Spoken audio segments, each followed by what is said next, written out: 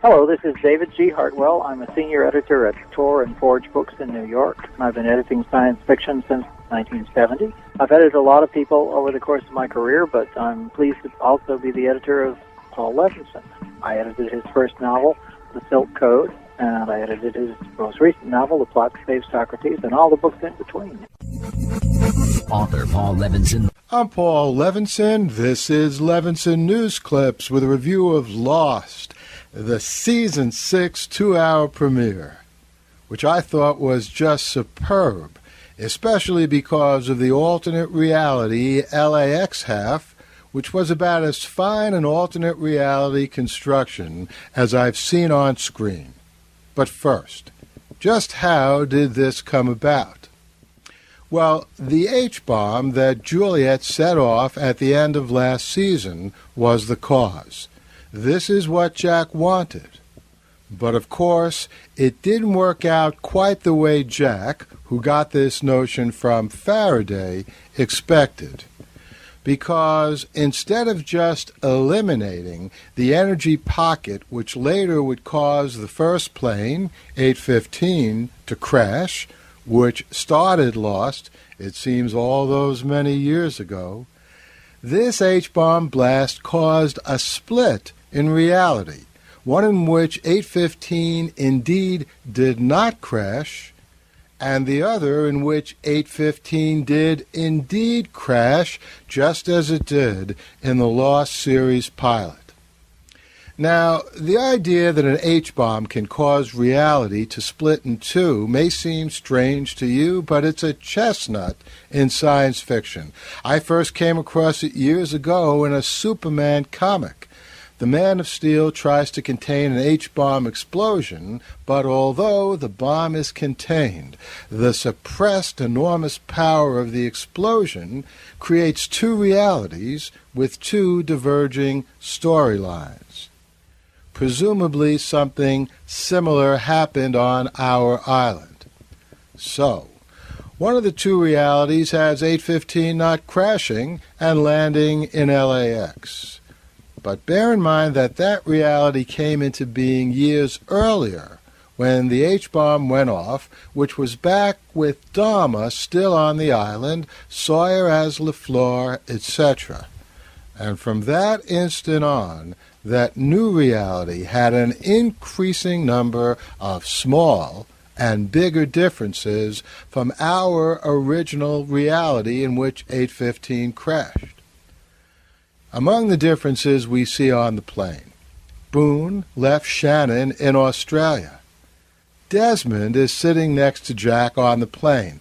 Now, I was especially glad to see this because it suggests we'll perhaps find out more about the coincidence of Jack and Desmond meeting at the stadium and then on the island in the hatch in our original Lost reality.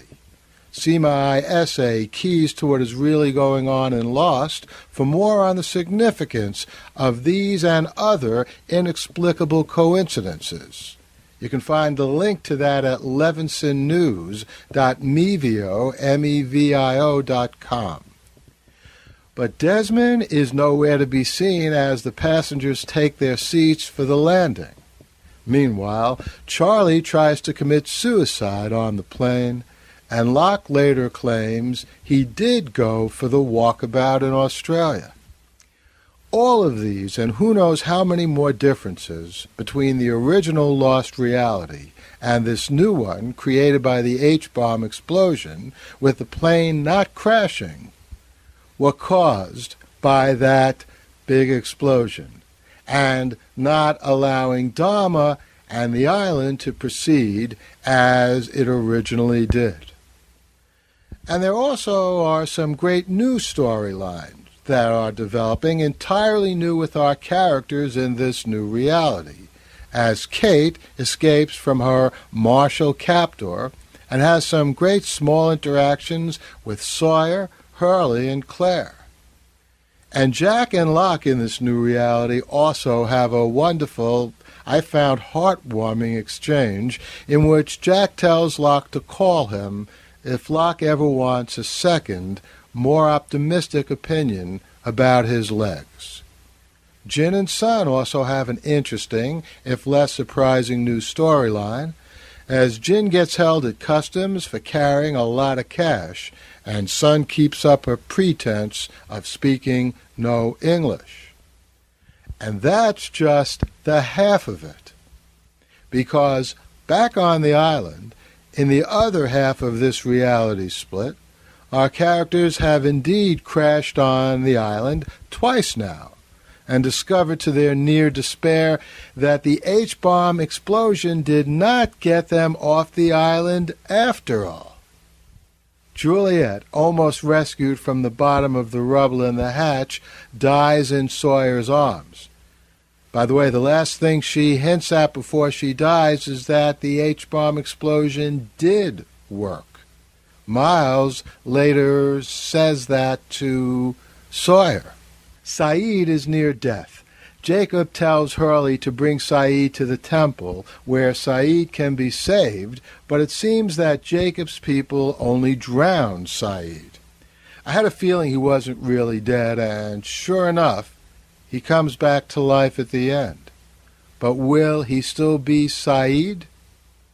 People on Twitter are saying Saeed could now be Jacob, just as Jacob's nemesis is now Locke, and that does make a lot of sense. So the stage is set now for a really powerful finale season of Lost, and I'm looking forward to savoring every second of it, and to reviewing all of that with you right here on Levinson News Clips. So I'll be back here next week with my review of the next hour of Lost. In the meantime, I'm Paul Levinson. Enjoy. Paul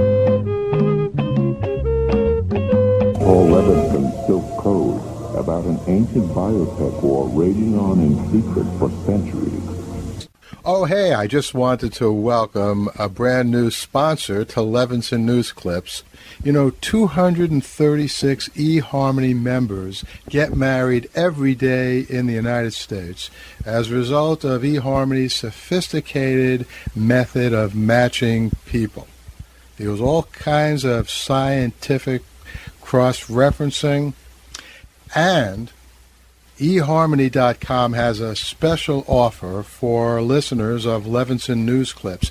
You can subscribe to eHarmony for 3 months and get 1 month totally free.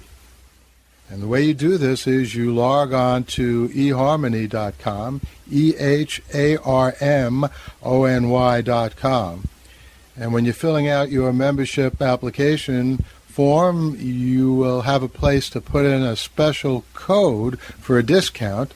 That code is EHLEVIN, all capital letters, EHLEVIN. So, check this out. It's a great offer, a great opportunity, and who knows who you might meet on eHarmony.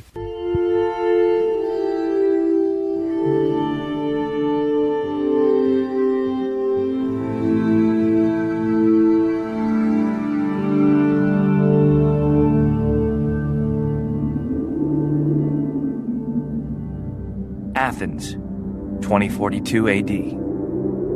She ripped the paper in half, then ripped the halves, then ripped what was left again into bits and pieces of history that could have been. Sierra Waters had read once that, years ago, it was thought that men made love for the thrill, while women made love for the sense of connection it gave them. Sierra had always done everything for the thrill.